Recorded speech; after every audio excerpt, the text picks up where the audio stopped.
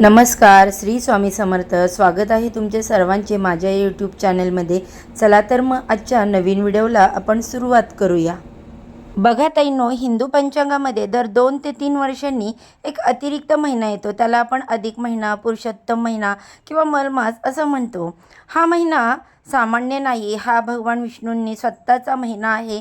या महिन्यात केलेल्या एका पुण्यकर्माने जे फळ आहे ते हजारो पटींनी आपल्याला मिळते असं पुराणात सांगितलं आहे. आणि यातीलच सर्वात श्रेष्ठ उपासना आणि म्हणून आजच्या या व्हिडिओमध्ये दीपदान कधी करावे, दीपदान कुठे करावे, दिवे का व कसे लावावेत, तसेच 33 दिवे लावण्याचे नियम काय आहेत, दीपदानाचे महत्त्व, तसेच दीपदान करण्याची सर्वात सोपी पद्धत कोणती आहे, याबद्दलची संपूर्ण माहिती मी आज या व्हिडिओमध्ये तुमच्यासोबत शेअर करणार आहे. त्यामुळे हा व्हिडिओ स्किप न करता शेवटपर्यंत बघा. चॅनेलवर पहिल्यांदा नवीन आला असाल तर सबस्क्राईब करा आणि असेच माहितीपूर्ण नवनवीन व्हिडिओ पाहण्यासाठी बेल आयकॉनला प्रेस करा, ज्यामुळे मी जेव्हा पण माझ्या चॅनलवरती नवीन व्हिडिओ अपलोड करेल त्याचे नोटिफिकेशन सर्वात आधी तुम्हाला मिळेल आणि तुम्ही एक पण व्हिडिओ मिस करणार नाही.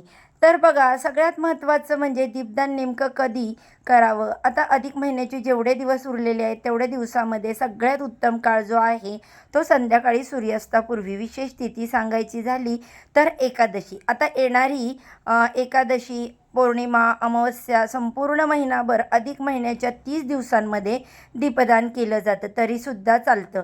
पण रोज शक्य नसेल तर प्रत्येक संध्याकाळी देवापुढे या महिन्यामध्ये रोज संध्याकाळी तुळशीपुढे, देवघरात किंवा मंदिरात, नदीच्या काठी दिवा लावणे हे अत्यंत पुण्यकारक मानले जाते. दीपदान नेमके कुठे करावे तर बघा, मंदिरामध्ये विष्णू, लक्ष्मी, शिव मंदिर, राम मंदिर यांच्या मंदिरामध्ये दिवा लावणे सर्वश्रेष्ठ मानले जाते. तसेच आपल्या घरातील तुळस वृंदावन याजवळ देखील घरातील तुळशीपुढे दिवा लावणे घरामध्ये सुख समृद्धी आणते. नदीकाठी म्हणजेच पवित्र जलाशय अशा गंगा, गोदावरी, कृष्णा अशा नद्यांमध्ये दीप सोडणे अत्यंत पुण्यकारक. तसेच पिंपळाच्या झाडाखाली शनिवारी दिवा लावल्याने शनिदोष कमी होतो आणि घराच्या मुख्य दरवाजाजवळ नकारात्मक ऊर्जा बाहेर ठेवण्यासाठी आपल्याला मदत होते. आता 33 या संख्येला अधिक महिन्यामध्ये खूप जास्त महत्त्व आहे. म्हणून 33 दिवे का आणि कसे लावायचे तर 33 ही संख्या 33 कोटी देवांचे प्रतीक आहे. अधिक महिन्यामध्ये 33 दिवे लावणे म्हणजे सर्व देवांना एकत्रित आवाहन करणे हे महापुण्य मानले जाते. म्हणूनच 33 दिवे लावले जातात. आता 33 दिवे लावण्याचे काही नियम आहेत, ज्याच्यामध्ये तुम्ही मातीचे दिवे वापरू शकता, धातूचे नाही. मातीचे दिवे सात्विक आणि पवित्र मानले जातात. तिळाचं तेल किंवा तुपाचा उपयोग करावा. वनस्पती तेल वापरू नये. दिवे लावण्यासाठी पहिल्यांदा स्नान करावे, स्वच्छ कपडे परिधान करावे. दिवे लावण्यापूर्वी पूर्वेकडे तोंड करून बसावे. दिव्यामध्ये कापसाची वात जी आहे तर ती एकच वापरावी आणि दिवे लावताना भगवान विष्णूंचा सहस्त्रनाम, पुरुषोत्तम स्तोत्र किंवा ओम नमो भगवते वासुदेवाय नमः हा मंत्र म्हणावा.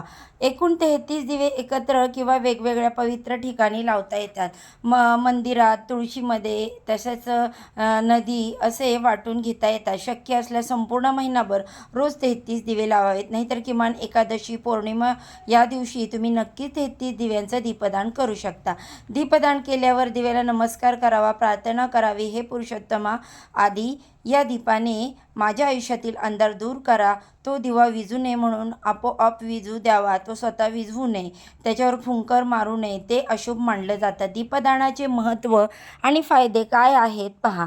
अधिक मासामध्ये दीपदान केल्याने जन्मजन्मांतरीचं पाप नष्ट होतात असे भविष्यात पुराणात सांगितले आहे. तुळशीपुढे दिवा लावल्याने घरामध्ये तसेच लक्ष्मी वास करते, आर्थिक संकट दूर होतात. तिळाच्या तेलाचा दिवा लावल्याने घरातील वातावरण शुद्ध होते व मन शांत राहते. या महिन्यामध्ये सातत्याने दीपदान केल्याने कुटुंबामध्ये प्रेम, एकता व शांती नांदते.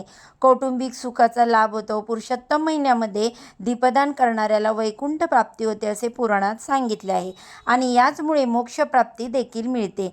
शनी, राहू, केतूचे दोष कमी करण्यासाठी पिंपळाखाली तिळाच्या तेलाचा दिवा लावणे अत्यंत उपयुक्त मानले जाते. त्यामुळे ग्रह दोष निवारण होते. दीपदान संध्याकाळी करत असताना सगळ्यात सोपी पद्धत मी तुम्हाला सांगते, ती म्हणजे बघा, दीपदान तुम्ही संध्याकाळी करणार असाल तर संध्याकाळी हे दीपदान करण्यापूर्वी शक्य झालं तर आवर्जून स्नान करा, स्वच्छ वस्त्र घाला. त्यानंतर तेही 33 मातीच्या पणत्या तुम्हाला घ्यायच्या आहेत. या पणत्या ज्या आहेत त्या वापरलेल्या असतील तर स्वच्छ धुवून घ्या. त्यानंतर 30 मातीच्या पणत्यांमध्ये तिळाचे तेल आणि जे तूप आहे ते घालू शकता. एक एक कापसाची वात प्रत्येक पंक्तीमध्ये ठेवा. देवापुढे बसा, हात जोडा, मनामध्ये विष्णूंचे ध्यान करा. ओम नमो भगवते वासुदेवाय नमः म्हणत एक एक दिवा प्रज्वलित करा. शक्य असल्यास आपल्या घराच्या देवघराच्या तुळशीच्या आणि नदीच्या ठिकाणी हे दिवे ठेवा. दिव्यांना नमस्कार करा. दिव्यांना आसन द्यायला विसरू नका. तांदळाचं आसन देऊ शकता. फुलांच्या पाकळ्यांचं आसन द्या, कारण दिवा कधीही जमिनीवर ठेवू नये. असं केल्याने आपण केलेली सेवा पृथ्वीला जाऊन मिळत असते. म्हणून दिव्यांना नेहमी आसन द्यावं आणि त्यावरती दिवा ठेवावा. देवात लावल्यानंतर दिव्यांना प्रणाम करा आणि कुटुंबाच्या सर्वांच्या सुखासाठी प्रार्थना करा. हा तो जळतो श्रद्धेने. अधिक महिन्यामध्ये दीपदानाचे खूप जास्त महत्त्व आहे. त्यामुळे अधिक महिन्यामध्ये यथाशक्ती दीपदान करा आणि जीवन उजळते. यामुळे या संख्येने तुम्ही 1200 देखील ठेवून त्यावरती एक दिवा लावला तर असं दीपदान देखील तुम्ही करू शकता. पण हे 30 दिव्यांनी तुमचं संपूर्ण आयुष्य जे आहे ते उजळून निघतं. त्यामुळे अधिक महिना संपण्यापूर्वी किमान एकदा तरी तुम्ही घराच्या मंदिरामध्ये, जवळपास असणाऱ्या देवाच्या मंदिरामध्ये, नदीकाठी जाऊन हे 33 दिव्यांचे दीपदान आवर्जून करावं. हीच कळकळीची विनंती आहे. कारण एका दिव्याने अंधार दूर होतो, पण 33 दिव्यांनी तुमचं संपूर्ण आयुष्य उजळून निघू शकतं. तर हा आहे अधिक महिन्याचा चमत्कार. त्यामुळे असं दीपदान सगळ्यांनी करावं. चला तर मग आजच्या या व्हिडिओमध्ये मी तुम्हाला जी माहिती सांगितली ती तुम्हाला आवडली असेल तर व्हिडिओला जाता जाता नक्की एक लाईक करा. चला तर मग आजच्या व्हिडिओचा इथेच एंड करते. व्हिडिओ थोडा जरी आवडला असेल, हेल्पफुल वाटला असेल तर तो तुमचे परिवारांसोबत, मित्रमंडळींसोबत शेअर करा. त्यांना देखील ह्या माहितीचा फायदा होईल. आणि अजूनही माझ्या चॅनेलला सबस्क्राईब केलं नसेल तर सबस्क्राईब करा. सर्वांना श्री स्वामी समर्थ. ओम नमो भगवते वासुदेवाय नमः.